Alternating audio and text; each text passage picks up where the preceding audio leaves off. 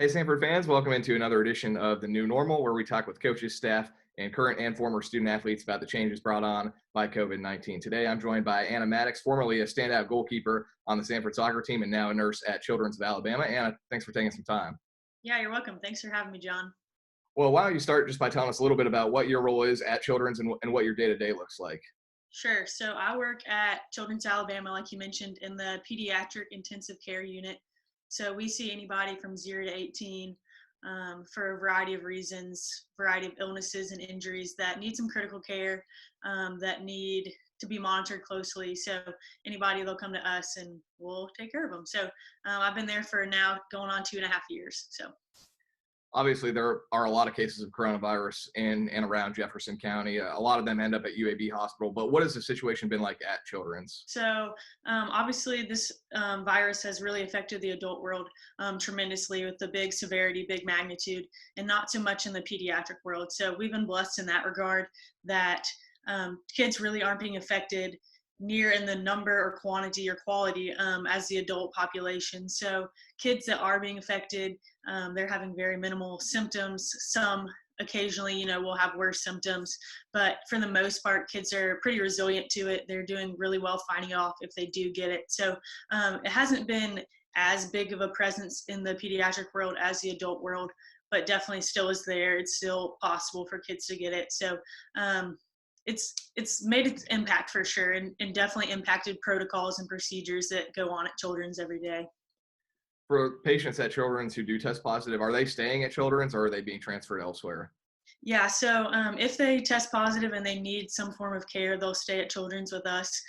However, some of them do get transferred home. If they're not really showing any signs or symptoms, or maybe they are, but they're just not severe, they might be sent home just to stay quarantined at home. So that's definitely an option too.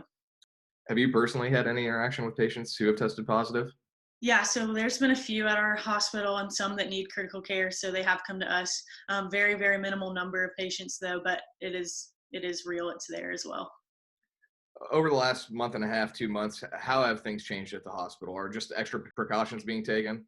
Yeah, definitely. So there's as we come to work, there's a place where we all get our temperature screened every day. Patients and visitors, masks are being worn now by everyone. It started just in certain units, but now everyone is required to wear a mask.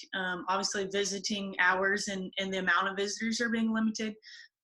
Obviously these are pediatric patients, so you can't say they can't have any visitors, but the number is being definitely limited for sure. There's less surgeries that are happening, elective surgeries, elective procedures.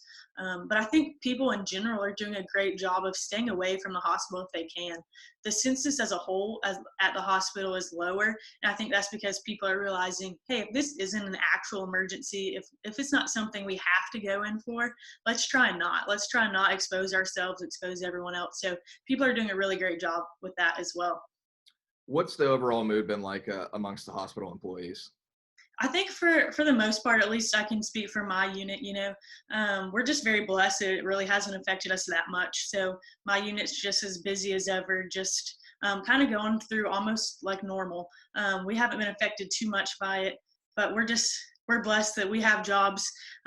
We get paid for our jobs, and they're going to be there no matter what. Unfortunately, kids are going to get sick, and so we're going to be there no matter what. But we're just really grateful that it hasn't affected us terribly like it has in the adult world. And we really just feel for those nurses and those therapists and the doctors in the adult world, because we know that that has to be a struggle and that's not fun for anyone. And that makes hard working conditions. But we're just grateful to kind of be on the outskirts of it, get a little taste, but not be too involved as well. So. You were such a big part of the soccer program when you were here, and I know you still have a close relationship with Todd Yelton, the head coach, and probably some of the current players on the team too. Have you talked to anyone on the team about everything that's taken place over the last month and a half? Yeah, I've reached out to a couple of players and the coaches as well, just kind of checking in. Hey, how are things going? And everyone's just trying to adjust to this new normal and figure out how to make this work. No one really knows what's going on. No one knows what to do, but trying to just make it work and just trying to be very intentional about the communication with others and just making everyone feel connected when it's so hard to do so these days.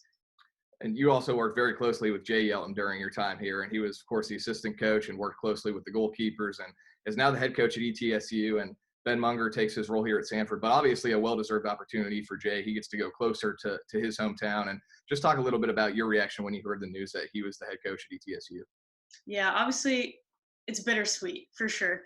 Jay's been a big part of the Samford program over the years, and no one wants to see him go, but we're all super excited for him as well. This is a great opportunity for him, a great place for him to be in ETSU, closer to his family as well. So I think it'll be a great place for him. I think he'll do really well there. It'll be interesting to see what happens when ETSU comes to Samford this year and see how that dynamic works. But also, I'm really excited for him. I'm really excited for Ben, the new assistant coach at Samford. I think he brings a lot to the table, and I think Samford's lucky to have him too. So obviously big shoes to fill with Jay Yelton, but I think Ben will do a great job as well. Well, it would be fun to start a little rivalry with them for sure, and I'm sure everyone will have that ETSU game circled on their calendar this fall. Anna, thanks again for your time, and hopefully we'll be broadcasting some soccer games in the fall. Yeah, let's do it. Thanks, John. That's Anna Maddox. I'm John McAfoose. That's it for this edition of The New Normal. Stay tuned to the Samford Athletics website and social media channels for more interviews in the coming weeks.